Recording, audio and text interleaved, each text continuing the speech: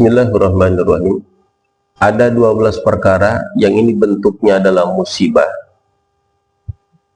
yang akan Allah berikan kepada orang yang tidak mau melaksanakan sholat berjamaah atau menganggap remeh kepada sholat berjamaah. Di dalam kitab Durratun Nasihin halaman 137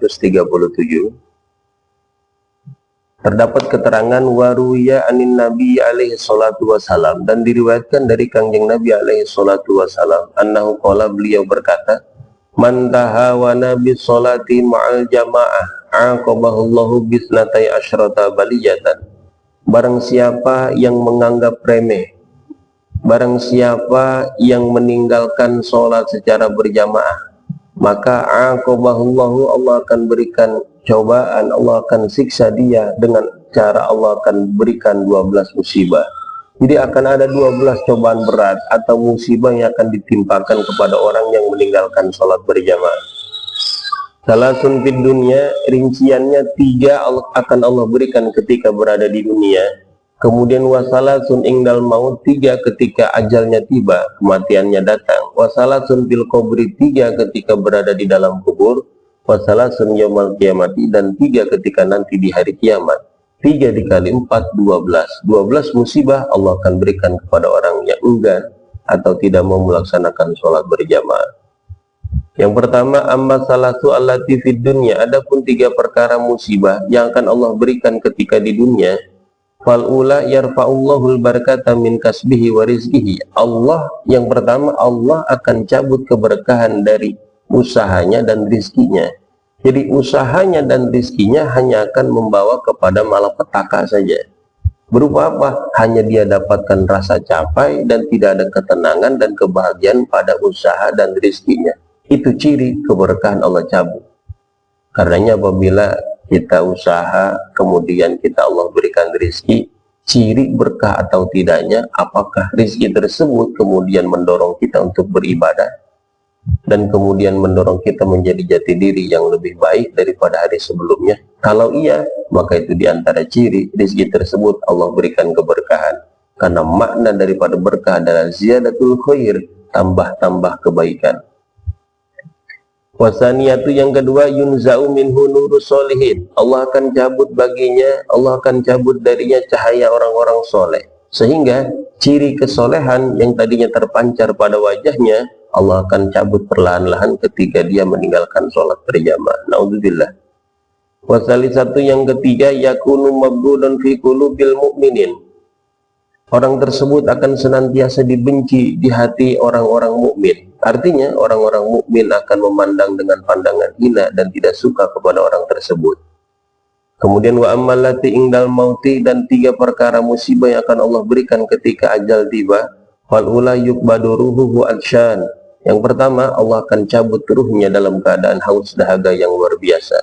Walau syariba ma'al anhar, sekalipun dikira-kirakan dia diberikan minum sebanyak kadar air yang ada di sungai, kemudian dia minum sampai habis, tidak akan bisa memuaskan dahaganya.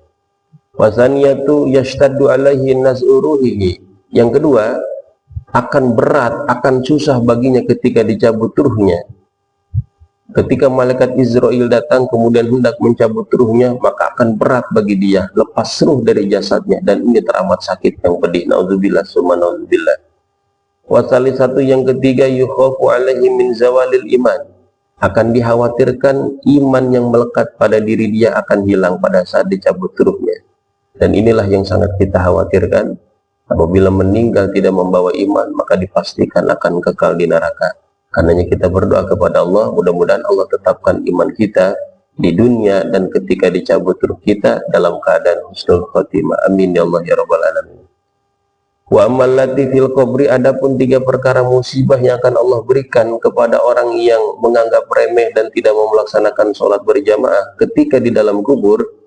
Wal ula yadiku alaihi su'alu munkarin wa nakirin, yang pertama, akan sempit, akan susah bagi dia pertanyaan mungkar dan nakir. Pertanyaan malaikat mungkar dan nakir akan membuat dia sulit untuk menjawab. Wasaniyatu, yang kedua, tashtaddu alaihi zulmatul qabri, kubur akan teramat gelap bagi dia. Nah, kita tahu kubur ini kalau tidak menjadi taman dari taman surga, ia menjadi kedukan daripada kedukan neraka. Nah, ciri daripada taman surga pastilah terang, ciri daripada kedukan neraka pastilah gelap. Nah, di antara musibah yang akan Allah berikan pada orang yang enggan melaksanakan sholat berjamaah, kuburnya akan dibuat gelap, sedemikian rupa gelapnya. Dan nauzubillah, itu mungkin di antara salah satu daripada ciri kubur yang menjadi kedukan daripada kedukan neraka. Pasal satu yang ketiga, yadiku qabru hatta tamdoma adla'uhu, kuburnya akan menghimpitnya sehingga akan remuklah tulang-tulang iganya, tulang-tulang rusuknya. Kemudian wa amallati yaumal qiyamah, adapun tiga musibah yang akan Allah berikan padanya pada saat hari kiamat nanti, maka fal ula yashtaddu alaihi hisabuhu, akan berat bagi dia hisabnya, akan dihisab dengan hisaban yang sulit sehingga dia akan lama diambil hisab. Wasaniyatu yang kedua, yagdabu alaihi rabbuhu, Allah akan murka kepadanya. Karena apa? Karena dia meninggalkan sholat berjamaah. Dan wal salisatu yang ketiga, yu'aqibuhullahu bin nari, na'udzubillah, Allah akan siksa dia dengan cara dimasukkan ke dalam neraka. Sekalipun dia melaksanakan sholat, tapi apabila dia enggan melaksanakan berjamaah, padahal ada kesempatan, tidak ada uzur baginya, tapi dia tidak mau melaksanakan sholat secara berjamaah, maka akan ada 12 kecelakaan, 12 musibah yang akan Allah timpakan kepada dia, seperti yang dikatakan oleh baginda Nabi di hadis ini. Karenanya mudah-mudahan kita termasuk golongan orang yang senantiasa melaksanakan sholat 5 waktu dan juga dikerjakan secara berjamaah kecuali ada uzurnya.